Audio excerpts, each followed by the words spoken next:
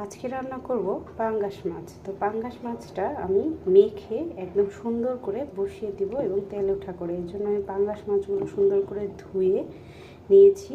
একটু দুটো আলু, জাস্ট ছোট আলু দুটো আমি কুচি করে দিয়েছি, পেঁয়াজ কুচি দিয়েছি। এখন আমি সব ধরনের মশলা এটাতে দিয়ে দিব। মশলা বলতে আমি হলুদ, মরিচ, ধনিয়া, জিরার গুঁড়া এসব দিব, আর হচ্ছে রসুন বাটা দিব।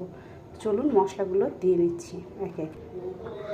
দিয়ে দিলাম এই যে রসুন বাটা, এই যে সামান্য পরিমাণ রসুন বাটা দিয়ে দিচ্ছি। লবণ, পরিমাণ মতো লবণ,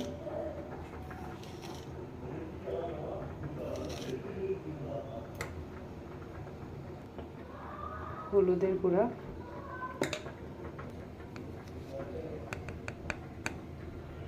মরিচের গুঁড়া,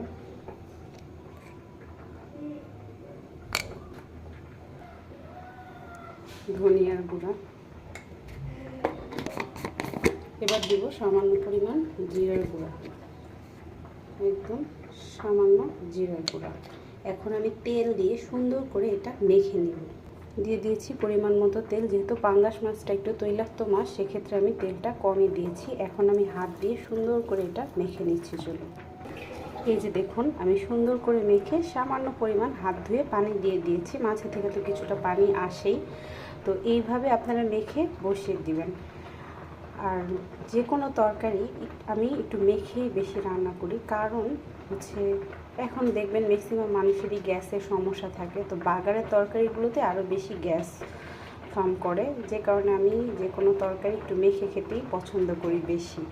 আর এবং স্বাদটাও কিন্তু ভালোই হয়, খারাপ লাগে না খেতে। তো চলুন বসিয়ে দিচ্ছি। দেখুন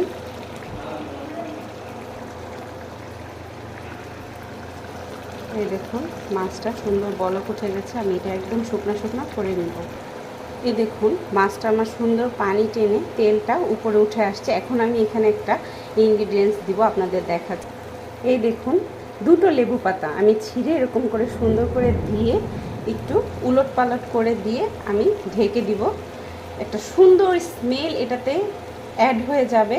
এটা খেতে চমৎকার লাগবে। অনেকের যে পাঙ্গাস মাছের একটা স্মেল লাগে, খেতে চায় না, আপনারা এইভাবে একটু লেবু পাতা দিয়ে একবার খেয়ে দেখবেন, খুবই মজা লাগবে। আমি এটা 5 মিনিটের জন্য ঢেকে দিব, তারপর নামিয়ে ফেলব। এই দেখুন আমার তরকারিটা একদম হয়ে গেছে, তেল উঠে গেছে। ধন্যবাদ।